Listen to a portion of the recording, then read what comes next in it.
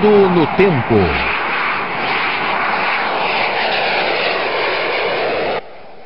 Voando no tempo, nós descobriremos os designs que resultaram nas aeronaves modernas.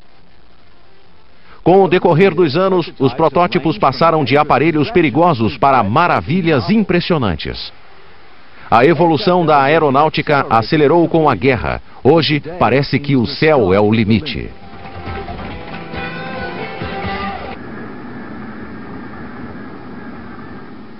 Neste capítulo, veremos o desenvolvimento dos aviões americanos médios de ataque, desde os modelos anteriores à Segunda Guerra até os bombardeiros leves a jato.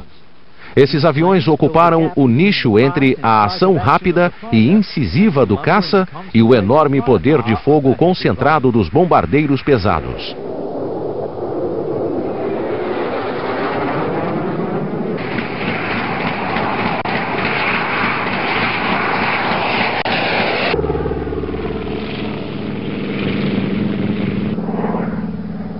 Após o uso pioneiro do avião na Primeira Guerra, seu papel em conflitos evoluiu rapidamente de plataforma de observação a arremessador de granadas e, finalmente, a bombardeiro. Apesar das imprecisas tentativas iniciais, o efeito no moral do inimigo e a grande capacidade de combate tinham grande potencial.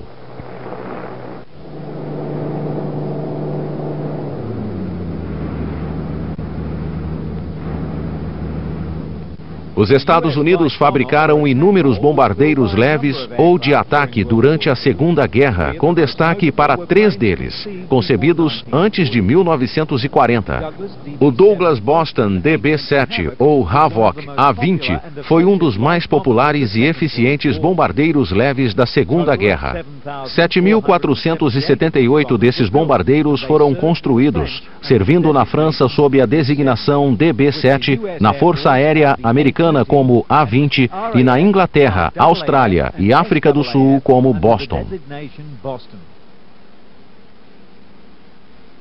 Apesar de nunca ter ficado famoso como alguns de seus contemporâneos, ele foi um dos mais importantes bombardeiros bimotor leves da época, pilotado por americanos, australianos, brasileiros, britânicos, canadenses, holandeses, franceses, russos e sul-africanos. Tinha bom desempenho e era extremamente manobrável. Muitas de suas funções eram avançadas para a época, como o trem de pouso com 3 rodas e duplo compartimento de bombas.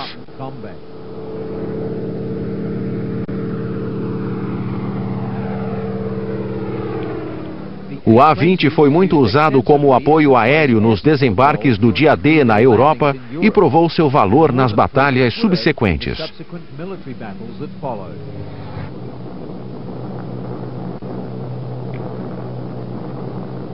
O A-20 foi adotado pela Força Aérea Americana na metade de 1941, mas no final de 1944, a maioria dos bombardeiros já havia sido convertida para os novos Invader A-26. Em 1940, a Douglas iniciou estudos para desenvolver um único sucessor para os bombardeiros Douglas A-20, Martin B-26 e North American B-25. Nenhum deles havia sido adotado ainda pela aeronáutica americana. O Martin Marauder B-26 foi um dos mais controversos aviões de combate americanos da Segunda Guerra. Usado principalmente na Europa, foi o mais numeroso bombardeiro médio da Força Aérea Americana naquele cenário de operações.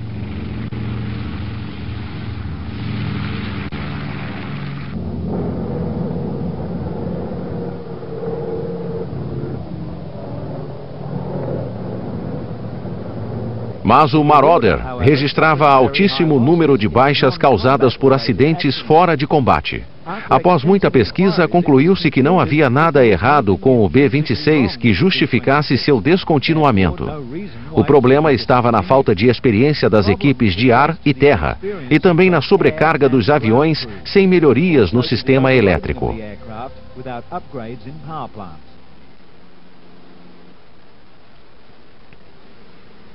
Precursor dos novos tempos, ele foi um dos primeiros aviões a exigir treinamento específico intensivo. Muitos instrutores tinham pouca experiência com o Marauder e eram quase tão novatos quanto os alunos que treinavam. Assim, não podiam ensinar aos alunos as técnicas específicas do B-26. O Marauder sobreviveu a todas as tentativas de descontinuá-lo e tornou-se um avião notável.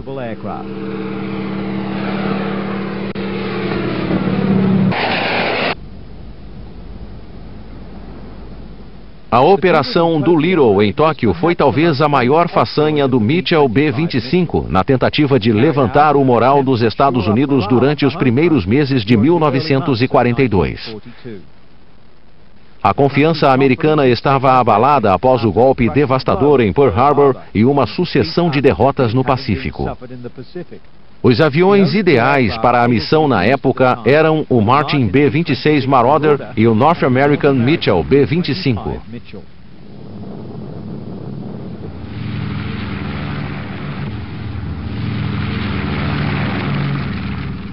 Como o ataque partiria de porta-aviões, o B-25 foi escolhido graças ao desempenho superior na decolagem. Em 18 de abril de 1942, o avião do tenente-coronel Doolittle decolou do porta-aviões Hornet, seguido por outros 15. O destino era o Japão, a mais de 1.000 quilômetros de distância.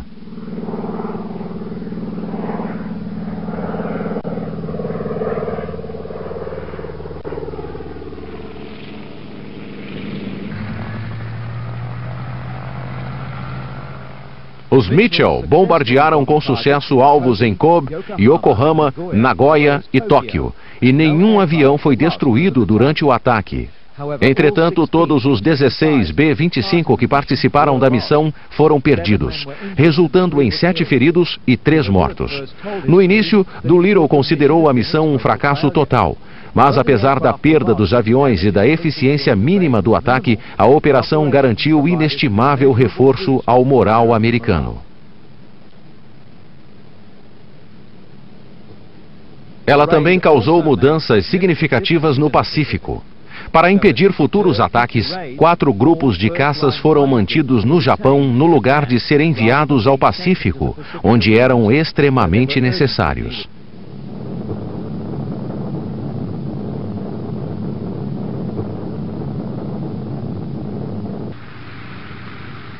Com a evolução da guerra no Pacífico, os bombardeiros leves foram adaptados e ganharam eficiência. Graças à escassez de A-20 na Austrália e em todo o Pacífico Sul, alguns B-25 da Força Aérea Australiana foram modificados para ataque direto à navegação japonesa. A posição de artilharia foi substituída por 4 metralhadoras fixas de meia polegada. E mais 4 metralhadoras foram instaladas na lateral da fuselagem, 2 de cada lado. Os B-25 modificados tornaram-se muito eficientes nesse papel. Em Rabaul, eles usaram técnicas de bombas saltadoras para atacar os navios pela lateral, enquanto as 8 metralhadoras impediam qualquer retaliação eficiente. Do comboio original de 8 destroyers e 8 cargueiros que deixara Rabaul, somente 4 destroyers saíram incólumes. Após o advento do B-25J de nariz sólido, finalmente os famosos Townsville foram igualados em potência. Versões subsequentes deste conceito incluíram até mesmo um canhão de 75 milímetros.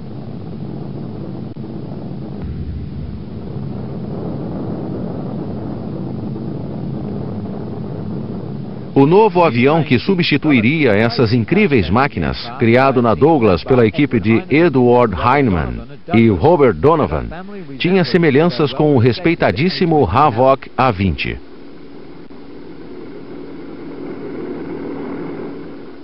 Com asa média equipada com aerofólio de fluxo laminar, seria impulsionado por 2 motores radiais Pratt & Whitney R2877 de 2.000 cavalos força, refrigerados a ar.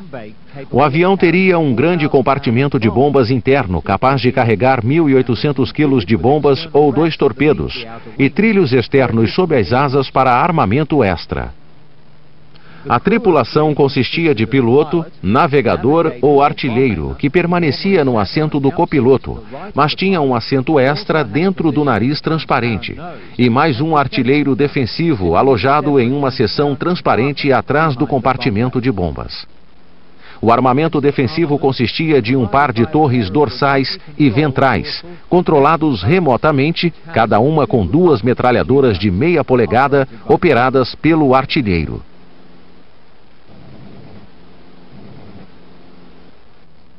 O primeiro voo do XA-26 aconteceu em 10 de julho de 1942, com o piloto de prova Ben Howard no comando.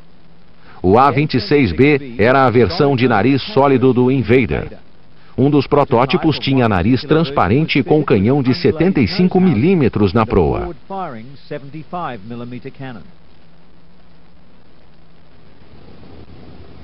O A-26C era idêntico ao A-26B, mas com nariz transparente e 2 metralhadoras de meia polegada a este bordo, apontadas para a proa.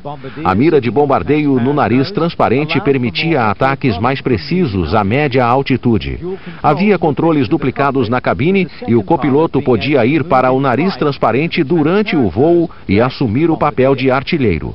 O armamento de ataque de proa dos primeiros A-26B foi considerado insuficiente, especialmente no cenário do Pacífico. A produção inicial do A-26B-50 teria 8 metralhadoras no nariz e 6 metralhadoras internas de meia polegada fixadas nas asas, de forma que bombas e foguetes pudessem ser levados sob as asas. Isto permitiria uma barragem de tiro de 18 armas, um poder de fogo devastador.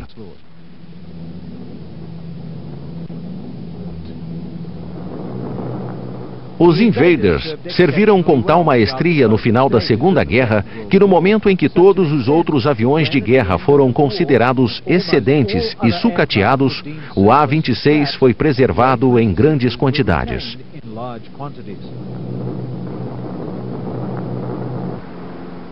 O destino do Marauder B-26 não foi tão honroso. Após o final da guerra na Europa, a maioria das unidades equipadas com o Marauder foi dissolvida e seus aviões sucateados.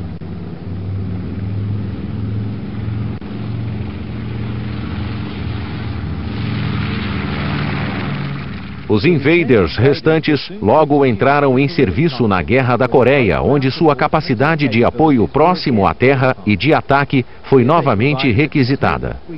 No início, contiveram as forças invasoras enquanto as tropas da ONU faziam a retirada, esmagadas pelos norte-coreanos. A essa altura, os B-26 haviam retomado a função de bombardeio. Com os novos saltos tecnológicos em turbinas a jato, um substituto do Invader começava a ser concebido. O B-57 surgiu na Guerra da Coreia, iniciada em 25 de junho de 1950. Na época, os bombardeiros empregados em combate pela Força Aérea Americana eram os mesmos da Segunda Guerra.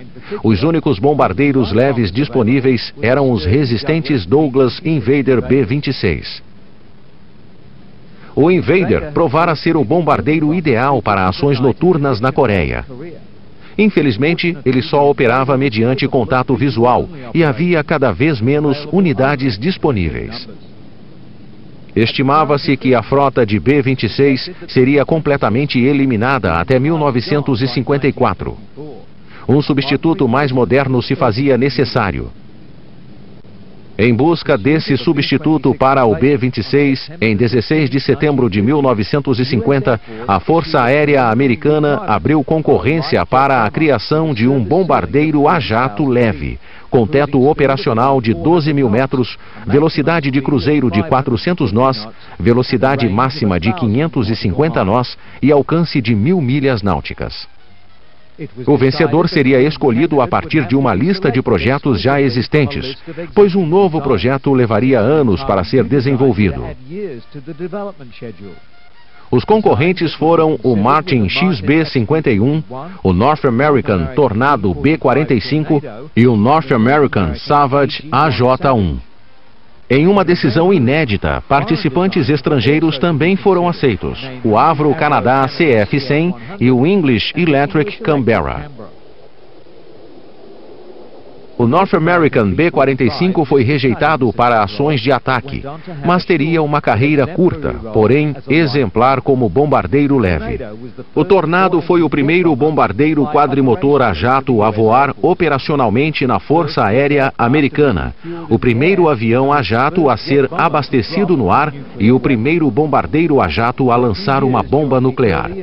Por alguns anos, na primeira metade da década de 50, o Tornado B-45 foi um elemento chave na estratégia nuclear americana. Ele serviu nos Estados Unidos, Inglaterra e Japão e foi empregado até mesmo na Guerra da Coreia. Os primeiros modelos completados foram na versão de bombardeiro, mas sua habilidade em missões de reconhecimento foi imediatamente percebida. Criado na metade da década de 40, o Tornado foi logo ultrapassado em desempenho e capacidade por novos projetos.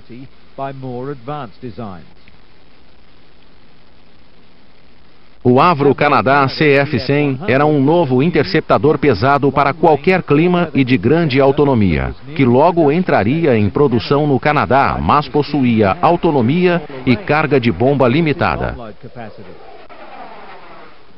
O Martin XB-51 era um grande bombardeiro a jato trimotor com duas turbinas J-47 na seção inferior da proa e outra na cauda. Asas de geometria variável foram utilizadas, remanescentes do avião de ataque leve Crusader Vought XF-8U-1, e também os pioneiros freios a ar e paraquedas de pouso. Marco da engenharia na época, ele possuía o revolucionário compartimento de bombas giratório. Mas o compartimento era pequeno demais para carregar a grande variedade de bombas do arsenal americano. O XB-51 era altamente manobrável e rápido para seu tamanho. Mesmo assim, seu baixo fator de carregamento de 3,67 G o tornaram inadequado para operações táticas.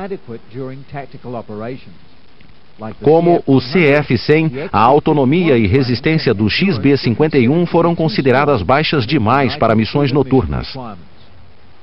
O XB-51 parecia ser o grande vencedor da concorrência, mas o English Electric Canberra, bombardeiro bimotor triposto construído na Inglaterra, logo surgiria como importante concorrente. O Martin Canberra B-57 foi um raro exemplo de avião militar projetado no exterior, construído sob licença por uma empresa americana para uso das Forças Armadas do país. Ele havia sido criado como novo bombardeiro a jato para a Real Força Aérea, substituindo o Mosquito como bombardeiro leve.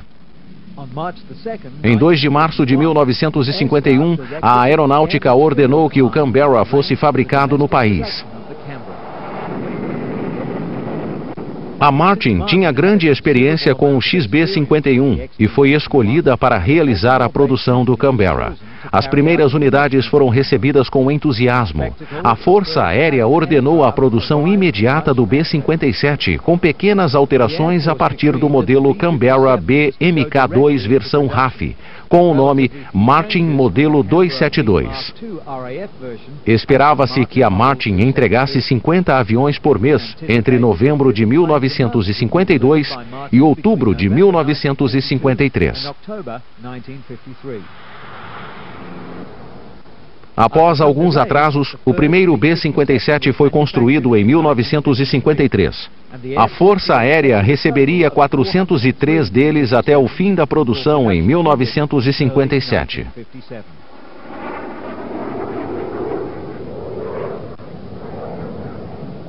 Ao longo da década de 50, esquadrões americanos equipados com o B-26 começaram a receber os aviões a jato Martin B-57 e Douglas B-66, e os Invaders foram removidos do front. Contudo, durante os anos 60, alguns B-26 continuaram a ser utilizados para a criação de técnicas e táticas de contra-insurgência. Outra prova de habilidade do Invader B-26 foi seu emprego em 1969 contra grupos guerrilheiros da América do Sul. Estes incríveis aviões nunca foram substituídos. Eles apenas envelheceram. No geral, o B-57 não era fácil de pilotar. No início foi considerado problemático. Antes das modificações no sistema de controle e estabilização, até mesmo o modelo B-57B era praticamente incontrolável caso uma de suas turbinas falhasse na decolagem ou pouso.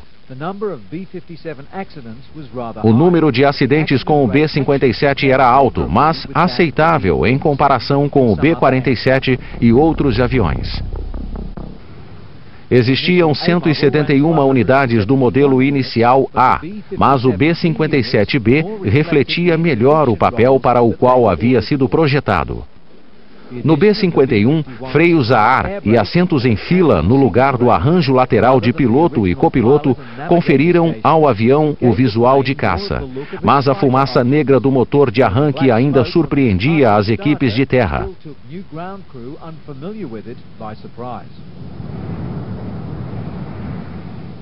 Melhorias no compartimento de bombas e o acréscimo de canhões e foguetes nas asas também aumentaram sua capacidade como interceptador. O B-57 continuou a evoluir com o tempo e teve até uma versão planadora para reconhecimento, o U-2 da Lockheed. Operações com a última variante, o B-57G, continuaram até abril de 1972, quando foi removido do Vietnã e desativado. Mesmo assim, o B-57G foi um dos primeiros bombardeiros de interceptação autossuficientes para qualquer clima a servir na Força Aérea Americana. As operações realizadas por ele no Vietnã recolheram muitas informações úteis para posteriores sistemas de armas. Curiosamente, em 1960, a Força Aérea do Paquistão recebeu diversos B-57B e C. Os modelos B restantes continuaram na ativa até 1985, quando foram finalmente substituídos pela primeira leva de Fighting Falcons F-16A americanos. Voando no tempo, esse tipo de aeronave mostrou-se necessária diversas vezes.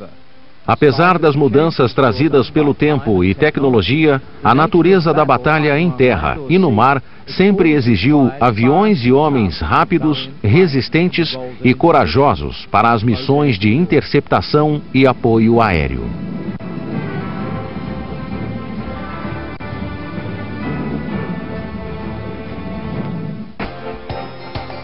Meio século após seu primeiro voo, esta aeronave continua em produção.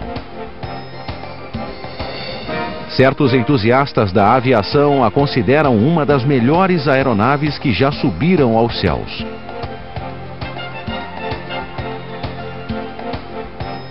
Mas o surpreendente é que em plena era dos jatos, esse avião notável é impulsionado por hélices.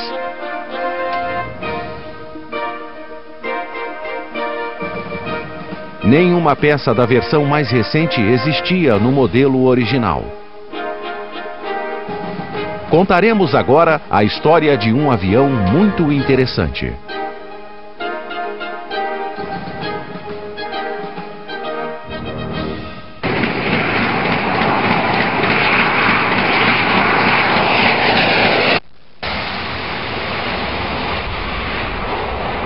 O nome do C-130 é Hércules, o deus da mitologia grega que foi famoso por causa de sua força sobrenatural. Como o Hércules dos mitos, o C-130 também tornou-se uma lenda da aviação. Mais de 2.200 unidades do modelo já foram fabricadas e estão em forças aéreas de 60 nações em mais de 70 variantes. Este é o modelo mais recente da série J, em seu primeiro voo de teste no final dos anos 90. O C-130J Hércules representa a nova geração de aviões táticos de transporte militar. Ele possui um conjunto de aviônicos em painéis digitais, um novo sistema de propulsão e grandes melhorias nos principais sistemas, o que reduz os custos operacionais e o tamanho da tripulação, enquanto oferece um desempenho muito melhor.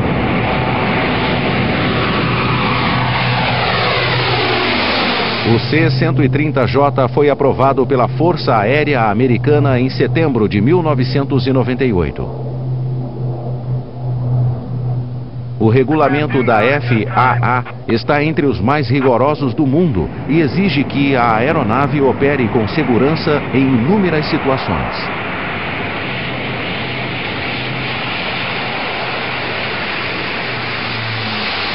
Alguns testes refletem as condições e procedimentos operacionais normais que ocorrem durante missões regulares. Outros são extremamente desgastantes, como este executado com temperatura alta e areia.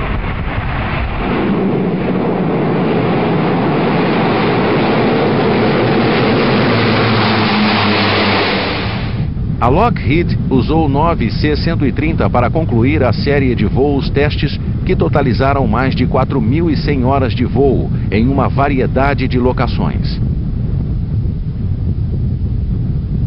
É verdade que existem aviões de carga maiores, como o Antonov 124, de fabricação russa. Seus projetistas também construíram outros gigantes, mas foi o 124 que mais impacto causou no público em geral. Ei-lo aqui, exibindo suas habilidades em um voo de baixa altitude em um show aéreo recente.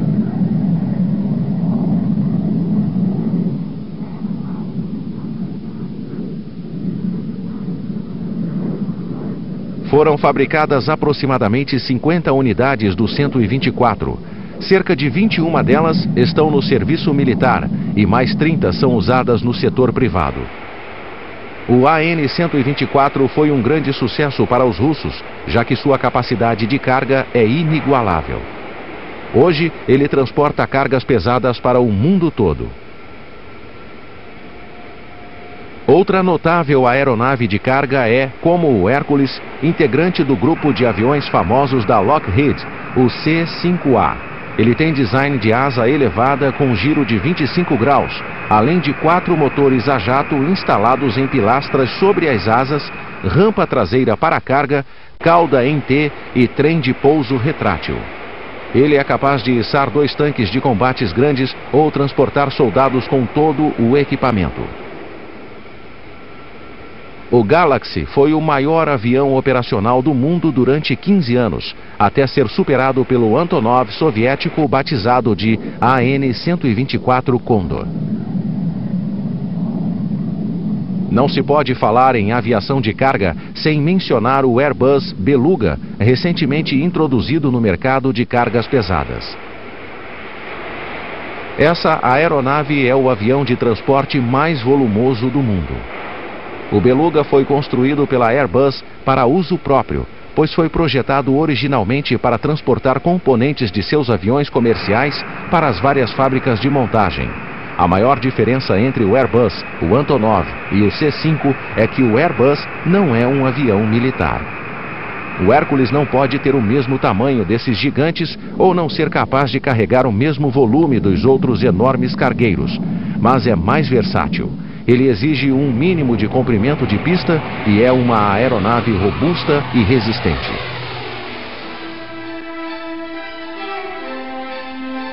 Poucos aviões conseguem realizar as inúmeras missões executadas pelo C-130. Ele carrega soldados, veículos e armamentos para o campo de batalha e pode lançar paraquedistas e suprimentos. Ele serve como estação de reabastecimento no ar ou em terra. Através de sua história, o C-130 também foi muitas vezes usado como veículo para salvamento e ajuda humanitária. Ele até recuperou cápsulas espaciais e usou esquis de 1 tonelada na Antártida. O Hércules sobreviveu aos piores voos, aos pousos mais difíceis e às batidas constantes da carga pesada.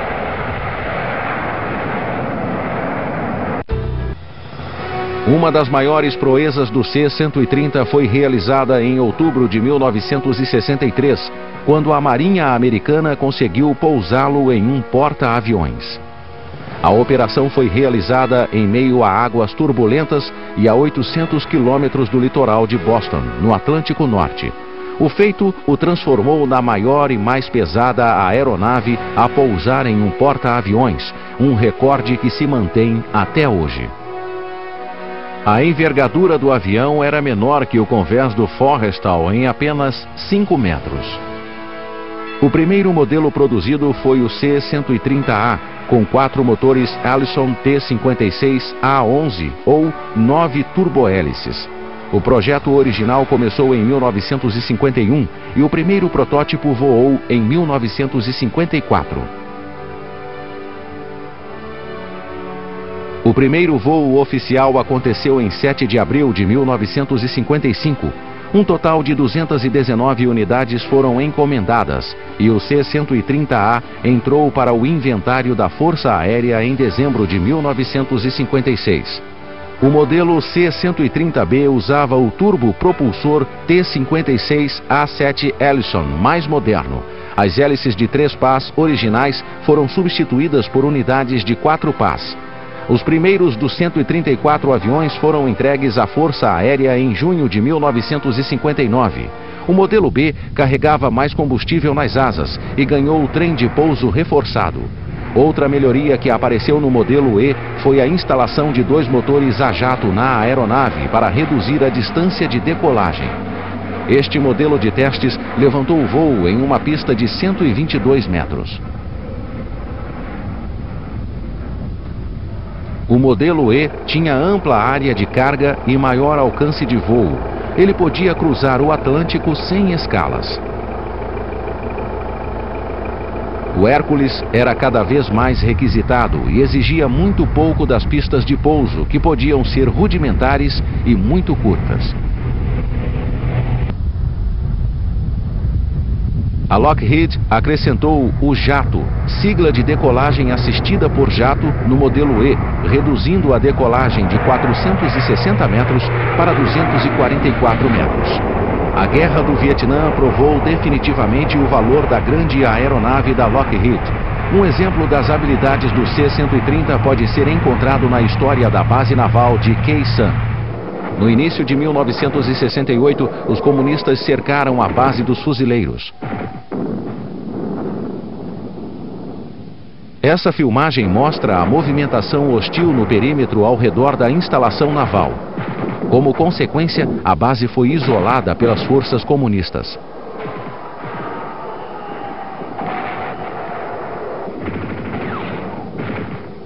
Os fuzileiros passaram a depender totalmente dos Hércules das Forças Armadas Americanas para receber suprimentos.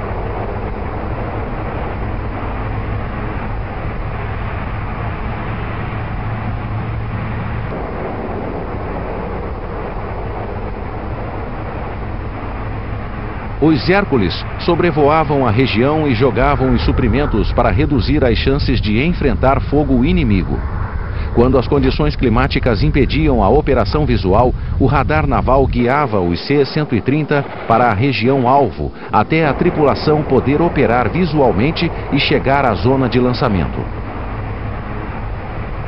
A carga era geralmente jogada sobre uma área de meros 83 metros quadrados.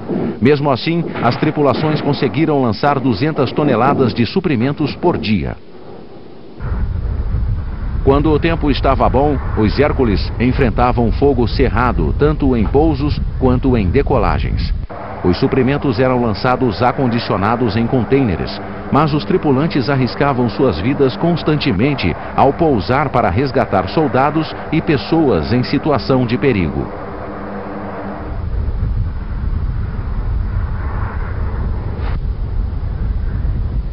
O C-130 também foi usado com ótimos resultados como bombardeiro durante a Guerra do Vietnã. A adaptação da aeronave só exigiu pequenas modificações, como a adição de comunicação via rádio para a tripulação responsável pelo compartimento de carga. o responsável pela carga transformou-se no lançador de bombas e passou a ser o único homem alistado na Força Aérea a lançar uma arma aérea. As bombas eram liberadas com técnicas adaptadas de lançamento de carga pesada, enquanto um operador de radar em terra orientava a tripulação para posicionamento do avião sobre o local-alvo. A zona de impacto não só ficava livre de inimigos, como a clareira que gerava podia ser usada por helicópteros para transporte de tropas. Os soldados podiam operar em segurança, já que a explosão matava ou incapacitava temporariamente qualquer inimigo em um raio de 1,5 km do local do impacto. Os bombardeiros C-130 tinham a reputação de ser mais precisos que qualquer outro avião lançador de bombas durante a Guerra do Vietnã. Como a nova função não exigia qualquer modificação no Hércules, sua tripulação podia jogar 2 bombas pela manhã e passar o resto do dia em algum posto avançado da região, entregando munição, combustível ou outros suprimentos para as tropas.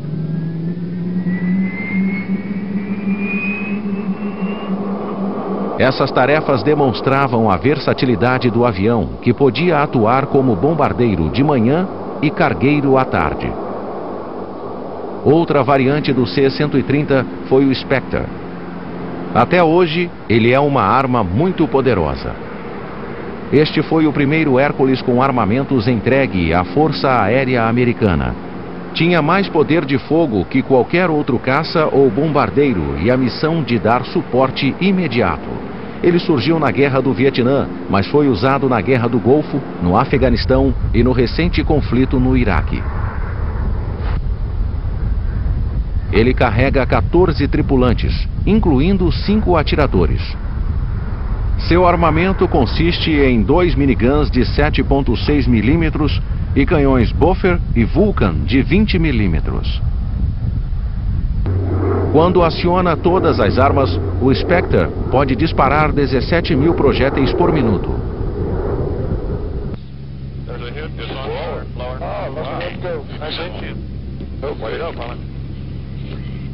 Ele pode operar à noite e cada tripulante tem uma tarefa específica, como localização e rastreamento de alvos, alinhamento dos canhões e o ataque ao inimigo.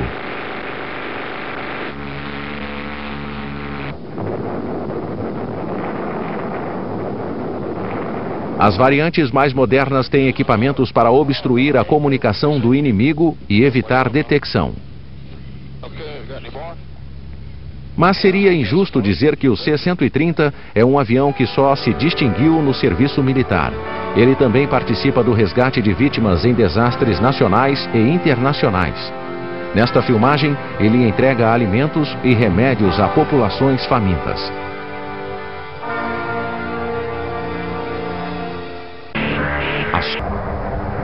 É bem possível que o C-130 seja a aeronave que operou em mais situações distintas. Este é um Hércules capturando um satélite em seu retorno do espaço. Ele foi adaptado com cordames especiais, além de inúmeros ganchos e guindastes. Eis um outro exemplo de uma utilização nova para o Hércules. Esse sistema é usado para resgatar pilotos abatidos, soldados das forças especiais e até agentes especiais e material confidencial compilado em missões secretas. O sistema exige o uso de um traje de resgate que leva 20 minutos para ser colocado. Geralmente, ele é jogado para a equipe de terra em uma incursão anterior. Depois da checagem final, a tripulação de solo lança um balão de gás hélio com o cabo que está conectado ao traje. A tripulação do C-130 é informada e executa o resgate.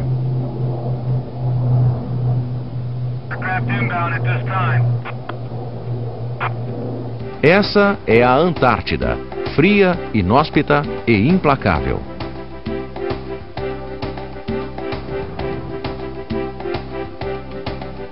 Com o uso de gigantescos esquis, o C-130 tornou o local um pouco mais seguro para os pesquisadores e cientistas forçados a viver na região por longos períodos.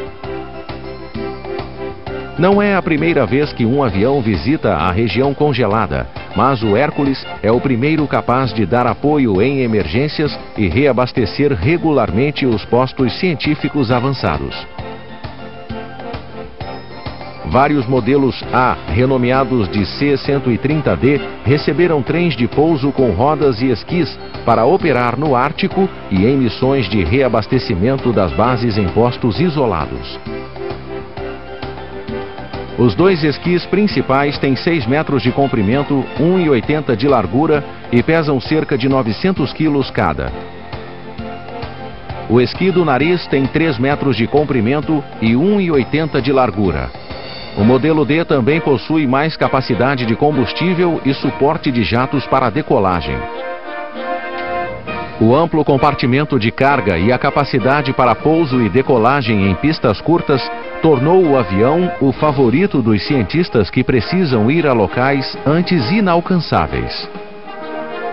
No Alasca, os mesmos modelos e características foram utilizados para abastecer a indústria do petróleo na região gélida. O C-130 também transportou peças para a construção do oleoduto do Alasca. Os primeiros modelos alcançaram proezas extraordinárias. Hoje, o modelo mais recente é da série J.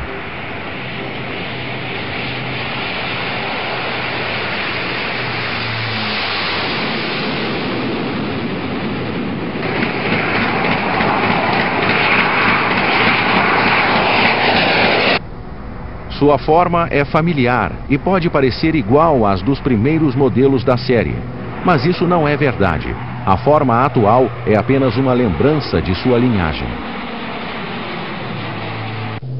Na verdade, o modelo J é um avião totalmente novo, com outro patamar de desempenho.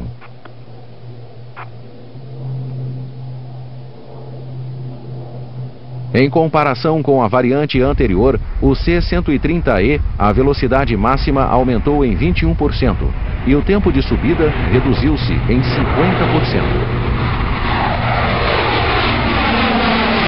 Com novos motores e novas hélices, o J pode alcançar 8.000 metros em 14 minutos. Ele também exige menos tripulantes e menos suporte e manutenção. O novo sistema de propulsão consiste de 4 potentes motores A2100D3 da Rolls-Royce, que geram 29% mais empuxo que o modelo anterior.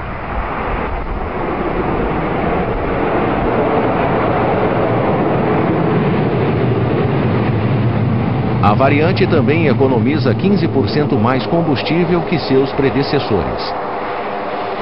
Seu sistema de hélices de 5 pás R391 da Dalt Aerospace é mais leve e tem menos partes móveis que as hélices dos modelos anteriores. Recentemente, uma tripulação da Lockheed Martin conquistou um recorde inédito. A bordo de um Hércules C-130J, os tripulantes levaram, sem fazer nenhuma escala, uma carga de 15 toneladas da base aérea Pope, na Carolina do Norte, até o aeroporto de Cambridge, na Inglaterra, em uma noite. O grupo estipulou 2 recordes aeronáuticos mundiais durante o voo. O feito nunca havia sido tentado antes e considerou a velocidade em uma rota oficial.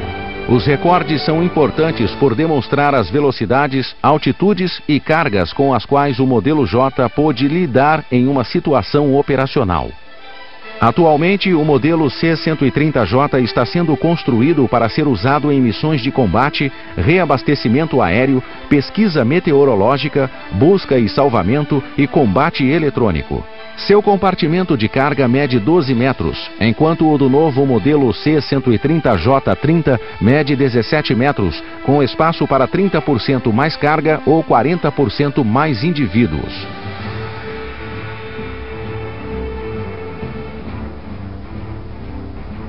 Encerramos este episódio com essas imagens impressionantes de uma das aeronaves mais incríveis do mundo, o Hércules C-130 da Lockheed.